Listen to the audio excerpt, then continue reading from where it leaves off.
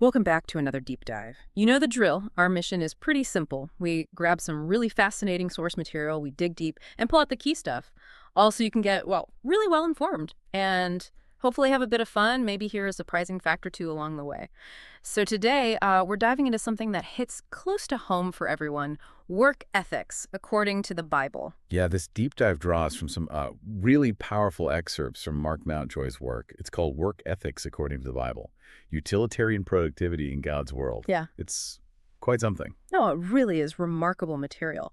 Mountjoy, he starts out with this incredibly gentle perspective, almost inspiring, really. This idea of work as worship, Yeah. something genuinely beautiful. But then, wow, it takes what he actually calls a devastating turn. Yeah. Suddenly, you're confronting these tough contemporary issues, some deeply uncomfortable truths about work, stuff that maybe doesn't quite square with Christian character, especially when you look at, say, politics or big corporations. Yeah. It's definitely a journey from, let's say, comfort right into some serious challenges. Okay, so let's unpack that journey. Our mission for this deep dive is, well, first, to really explore that radical idea. Mountjoy starts with work as a genuinely sacred calling. Then we'll dig into the specific biblical principles he uses to build that view. And then we absolutely have to tackle the tougher questions he raises. When does work actually become incompatible with faith? This is where, honestly, it gets really interesting. We're going to hit some concepts that might just challenge your assumptions about your 9 to 5. So let's start where Mountjoy does, right? In that gentle beginning, where work becomes worship.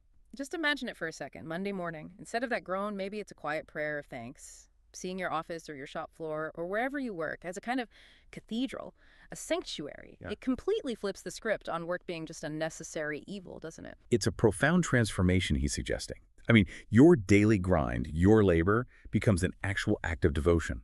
Mountjoy points straight to Paul in Colossians 3:23. Whatever you do, work at it with all your heart, as working for the Lord, not for human masters. Yeah. And that whatever you do part is key. It's not just for pastors or missionaries. He gives these really vivid examples like the janitor mopping floors late at night. That's like serving communion to Christ. The nurse changing bedpans, maybe not glamorous, but in this view, it's like washing the feet of Jesus. Mm-hmm. Or the accountant crunching numbers. That's seen as stewarding the resources of the King of Kings. It really makes the mundane sacred. That reframing is, wow, it's revolutionary. And then he talks about the Beatitudes of the workplace. Think about that. What if Christian workplaces actually lived these out? Like poor in spirit, real humility, not status-driven, or those who mourn, genuinely upset by corporate injustice, not just shrugging and saying, that's business. Right. Or the meek, using power gently. Lifting people up, not pushing them down. Hunger and thirst for righteousness, actually craving ethical practices more than the next bonus. And the merciful, offering grace, looking for restoration, not just retribution. Imagine the difference, how that would change everything. The atmosphere, decisions, maybe even the profits, ironically. It completely redefines what success even looks like, doesn't it? Which leads perfectly into what Mountjoy calls the excellence revolution. Yeah. He uses Proverbs 22.29, Solomon's observation. Do you see someone skilled in their work? They will serve before kings. Oh, Mountjoy says this isn't really about getting rich or famous. It's about influence earned through sheer excellence, the kind that gets you a seat at the table. And he connects this to God's own creativity. Think about it. Every star, every snowflake, every strand of DNA reveals meticulous attention to detail. So the idea is your work should be an extension of that creative activity. God actually cares about the quality because it reflects his own character. that's powerful. Thinking that the care I put into, I don't know, preparing for this deep dive, or someone puts into coding software or Yeah. building a chair, that it could be devotion. And that striving for excellence is reflecting God himself. No. Wow. But as you said, Mountjoy doesn't let us just bask in that positive glow. No, he doesn't. He then takes what he terms that prophetic turn. Mhm. And this is where we have to confront a much tougher reality. Right. The challenging idea that not all work can be done unto the Lord. Mountjoy basically asks this really hard question. Is some work just fundamentally incompatible with serving Christ? Yeah, this part gets pretty sobering. It requires some brutal honesty. He draws on Romans 1, listing activities that are just inherently at odds with genuine faith. And he asks these really pointed questions. Things like, can you honestly ask God to bless work that exploits vulnerable people? Can you offer labor that promotes sexual immorality to Christ? Can you serve the God of truth by systematically deceiving people? Or honor the Prince of Peace through work that fuels violence and hate?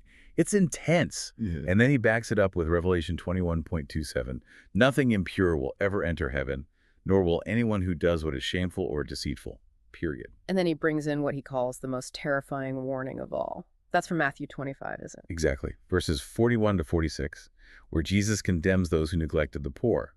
Even if, Mountjoy points out, they did other impressive religious works or seemed successful by worldly standards. And the examples he gives, they're tough because they feel so contemporary. Oh, they absolutely cut close to home. He asks you to picture this. A Christian politician. Campaigns on biblical values, goes to all the prayer breakfasts, gets the endorsements, but their actual legislative work ends up taking, say, $65 a day from struggling widows to fund tax cuts for billionaires. How does that square? Or the executive who, maybe generously supports Christian ministries, but their company pays wages so low people can't actually live on them. Right. Or the business owner who tithes meticulously but refuses to pay a living wage. Mountjoy presents Jesus' verdict from Matthew 25 as just terrifyingly direct. Truly, I say to you, as you did not do it to one of the least of these, you did not do it to me, and these will go away into eternal punishment. The takeaway is stark. Work that looks good or even Christian on the surface, if its impact hurts the vulnerable, could lead to hearing, "Depart from me, I never knew you." So it really pushes you, the listener, to look hard at your own work. Are there hidden impacts? Things that, under this light, just don't align. It's not about intentions, he says. It's about the actual results. And Mountjoy stresses this isn't about judging others, but about radical honesty with ourselves, which leads right into what he calls the radical call to workplace holiness. This might mean, he says, making the hardest decision of their lives, choosing faithfulness to Christ over financial security. Yeah, he doesn't pull any punches there. The book gives really specific scenarios where this might apply, like the marketing exec pressured to use deceptive tactics, the pharma employee told to hide dangerous side effects, the defense contractor building weapons for wars they believe in are unjust, the person in entertainment creating content that, well, corrupts, or the financial advisor pushing predatory loans onto desperate people. And then Mountjoy just lays it out there with these questions. At what point does just doing your job become complicity with evil? At what point does your paycheck become 30 pieces of silver? Heavy stuff. And then he issues the subversion warning. He draws from the letters of Peter and Jude, saying this principle isn't just for church stuff, it applies to every kind of work. He lists jobs he considers inherently subversive, work that undermines families, spreads lies as truth, profits from trafficking or exploitation. Careers built on destruction instead of building up. Positions that require you to call evil good. It's a challenging list. Yeah. And this brings us to a really specific and obviously sensitive area Mountjoy tackles: subversive political work. He also discusses what he terms Christian nationalism. And just to be crystal clear, as always, we're reporting impartially on Mountjoy's viewpoint presented in the source material. We're not endorsing it, just explaining it. Right. So what examples does he give in that context? Well, he details things like election workers deliberately tampering with vote counts, tech specialists manipulating algorithms to suppress certain votes, technicians sabotaging voting machines, political operatives knowingly spreading documented lies about election integrity, media figures pushing false narratives they know aren't true. Mountjoy's stance is unequivocal. He states there's no Christian justification for lying, cheating, or stealing, even in politics, end quote. He quotes Romans 3:8, where Paul dismisses the idea of, let us do evil that good may result. Paul's response, their condemnation is just. It's fascinating how Mountjoy really focuses on the language used in these kinds of situations. He even digs into some Greek terms. He does. It's quite insightful. He brings up elotriopiskopos, elotriopiskopos. It's a compound word, basically meaning unauthorized overseeing, like someone meddling where they don't belong. Elotrios means belonging to another, and episkopos is overseer or bishop. Okay, so how does he apply that? He applies it to scenarios like self-appointed patriots, conducting unauthorized audits of election systems. He sees an insidious danger there. He argues this crossing of boundaries creates a kind of transgressive impulse. The unauthorized inspector feels a need to find something wrong to justify their inspection, which then tempts them to become an unauthorized manipulator, maybe altering results to fit their narrative. He points out that Peter in the Bible lists this kind of meddling alongside serious crimes like murder and theft. Mountjoy's interpretation is that unauthorized overseeing inevitably leads to unauthorized altering. It's a stark warning about good intentions potentially paving a bad road. And he connects this to other passages too, like 1 Timothy 1 mentioning liars and perjurers. Exactly. He applies that directly to situations where Christians might sign fraudulent election claims without real evidence, swear to things they know aren't true in court, or perjure themselves. This kind of dishonesty, he argues, is fundamentally contrary to sound doctrine. Wow. And there was another Greek term you mentioned he uses. Yes, postos lokos plastologoi. It literally means plastic words. Plastic words. What does that mean? Think of language that can be molded, shaped, twisted to mean whatever the speaker wants it to mean, whatever serves their purpose at that moment. Mountjoy says this is a key tool of religious charlatans. They might use familiar Christian words, grace, faith, kingdom, but pour entirely different, often self-serving meanings into them. Ah, okay, like manufacturing fake spiritual experiences. Precisely. Or twisting biblical promises to prop up prosperity theology. Or reshaping scripture to justify a specific political agenda. He introduces another Greek word here, emporiomai. Emporiomai. It means to trade, to traffic in something. He says these false teachers effectively become traveling spiritual merchants, and horrifyingly, they treat human souls, people, like inventory to be bought and sold. Believers become mere bales of goods in their system. That's a disturbing image, spiritual trafficking. Mountjoy calls it exactly that. And he says it inevitably invites divine judgment. He sees it as a recurring pattern throughout history. Prosperity preachers, political hucksters, fake healers. The warning is blunt. When the church becomes a marketplace and souls become merchandise, destruction is not far behind. So his conclusion on the political work specifically is stark. If it requires undermining democratic processes, lying, cheating. He says, you are not advancing God's kingdom, you are betraying it. He calls it moral destruction at its most sophisticated and dangerous level. Okay. This really underscores the need for critical thinking, doesn't it? Especially around language authority. How do you tell genuine leadership from manipulation? How do these ideas apply in your life professionally or civically? Lots to think about there. So after laying out these incredibly tough truths, where does Mountjoy lead us? What's the path forward? Well, he moves towards what he calls the call to courage.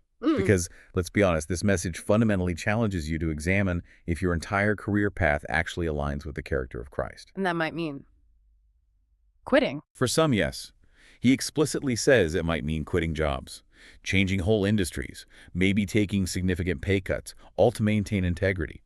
That takes real courage. But he doesn't just leave people hanging in fear, right? No, absolutely not. He offers profound reassurance, quoting Matthew 6.33. Seek first his kingdom and his righteousness, and all these things will be given to you as well. It's this bedrock promise to hold on to when you're facing those incredibly difficult, potentially costly choices. And he paints a picture of the beautiful alternative, doesn't he? What happens when a work is aligned with God's character? He says things like, excellence becomes effortless. Integrity becomes natural. Generosity flows freely. That sounds amazing. It does. Your workplace transforms into a mission field, but your character does the preaching, louder than any words. Your diligence, your kindness, those become the sermons, the invitations. It reminds me of 1 Peter 2.15 about good conduct silencing foolish talk. Yeah, that makes sense. And this all ties into what Mountjoy calls the eternal perspective. The idea isn't that your work earns salvation, that's clear, but that it reveals your understanding of God's kingdom here and now. He puts it beautifully. Every honest day's labor is a prayer. Every act of workplace kindness is evangelism. Every moment of ethical courage is worship. Every sacrifice for integrity is an offering laid on the altar of eternity. It gives such weight to our daily grind. That's a powerful way to see it. And he contrasts that sharply with work that violates God's character, no matter how much money it makes or how prestigious it seems. He calls that kind of work spiritual rebellion disguised as economic, racial, or existential necessity. A tough line, but consistent with his argument. It really prompts you, the listener, to think, what courageous choices might I need to make to bring my work more into alignment? And what could the impact be, not just for me, but for others? Okay, so wrapping this up, Mountjoy leaves us with a pretty direct challenge. He basically says, go back to work tomorrow, but with new eyes. Try to see your workplace as God's mission field. Approach your actual tasks, even the boring ones, as worship. And see your colleagues, even the difficult ones, as image bearers of the Most High. But he also includes that difficult, necessary choice we talked about. If you find that your work requires you to violate your conscience, to participate in what God calls evil, or to undermine his kingdom, then have the courage to walk away. And the crucial part, trust that the God who calls you to holiness will also provide for your needs as you seek to honor him. That's a massive leap of faith for many. Absolutely. So, drilling down, what does all this mean for you listening right now as you head into your work week? Mountjoy's core message seems incredibly clear. Your work life is not separate from your spiritual life. It is your spiritual life. Full stop. So the question isn't really, does God care about my job? The real question Mountjoy poses is, does my job show that I care about God? Exactly. Is Jesus Christ Lord? Okay, well, is he Lord of your Monday morning as much as your Sunday morning? Is he Lord of your career as much as your prayers, Lord of your paycheck as much as your praise? That's the integration he's calling for, which leads to what Mountjoy calls the sacred truth. For a Christian, in the end, there's no such thing as secular work. There's only sacred work and sinful work. The choice, the calling, is therefore really clear in his view. Choose sacred. Choose to make your workplace a cathedral. Choose to make your labor an offering. Choose to make your career a testimony to the transforming power of Jesus Christ. Mountjoy wraps it up with this powerful thought. When you truly grasp that you're working for the King of Kings, everything changes. Your attitude transforms, your excellence soars, your integrity becomes unshakable, and your work becomes worship. So, maybe the final thought to leave you with comes from reflecting on Colossians 3:17. Whatever you do, whether in word or deed, do it all in the name of the Lord Jesus, giving thanks to God the Father through him. What will your work life tomorrow, this week, this year actually preach about the reality of your faith?